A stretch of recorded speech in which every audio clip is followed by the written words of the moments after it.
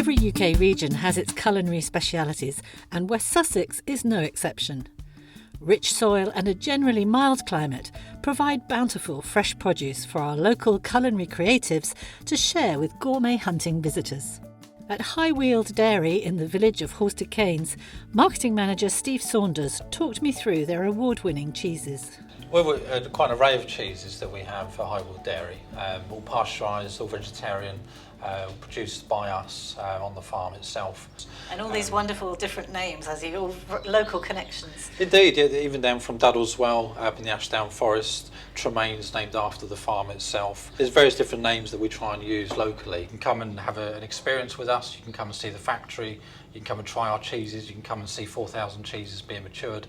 And the ultimate pairing is wine and cheese. There's plenty of vineyards to visit locally as well. Indeed, we're supported by many of the vineyards across Sussex. Bluebell Vineyard being behind us, Kingscote Vineyard, Bolney, etc. And of course you've got Bluebell Railway literally just down the road. The Bluebell Railway actually runs through the estate. You can normally hear a train or even see the plume of smoke coming through. Fantastic. Well, I think we should try some. Which one would you suggest? Well, let's dig into the Brighton Blue. Okay. Probably the cheese we're known most for. Known for being the opposite of a Stilton. Very creamy, very mild, very buttery. And it was given the accolade of the top 16 cheeses in the world. Amazing. Here in West Sussex, it's just delicious. Thank you. Moving on to chocolate, I went to meet Mike of Noble and Stace Chocolates at his home-based studio near Midhurst. So Mike, thank you for having us over to your studio. Welcome. Your business, of course, is a great example of the small specialist producers in West Sussex. Yep. And you're using a lot of local ingredients, I believe, aren't you? I started off just coming into contact with lots of local gin distilleries, and there are lots of them around here, and I really like gin as well, so it was an obvious thing to try and pair chocolate and gin, and I use a lot of that now, all local, and sparkling wines as well from vineyards. Plenty of those in West Plenty Sussex. of those, all very good. We've got some of your lovely products here. I mean, what's the range now? What are you producing? So I do quite a lot of things at different seasons, obviously, so Easter, Christmas as well, but year round, around about 50 different items now, I think. Wow. So quite a lot.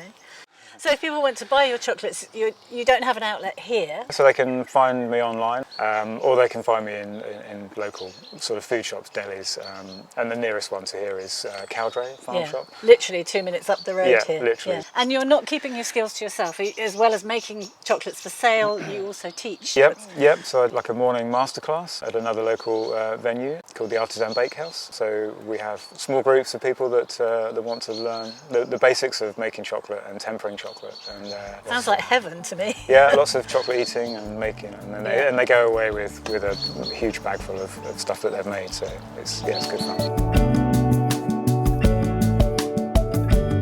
Last but not least, West Sussex now has a global reputation for its ever-increasing wine production. Bolney Wine Estate were pioneers of West Sussex wine production. Their winemaker, Cara, told me more. The winery started in 1972, so it was founded by the family who still runs the entire estate. And this year, 50 years is our big celebration, so we've got loads of events that are happening in order to actually enjoy it and experience it and share it with everyone in West Sussex. So when visitors come to the Bolney Wine Estate, what kind of experiences can they enjoy? So we have 2 tours a day, which are generally what most people will go for. But you can also come down to the cafe restaurant. You can even just come for a cup of coffee, a piece of cake. The views from the cafe are all of the vineyard, so on a beautiful day like today, it really is exceptional. And you are the winemaker here, so behind us we have the mechanics of the winery. Tell me a little bit about what goes on in here. Anything that comes through into the winery, all the grapes that we bring in, all get processed here. We have 2 big presses at the back, and we do all of our red wine, sparkling and still wine production here. We will see it all the way through to the end of the fermentation until the point that we get it ready for bottling, where it goes down to the bottom of the farm and I get it ready for the consumer. So literally everything is on site? Everything happens on site, that's correct.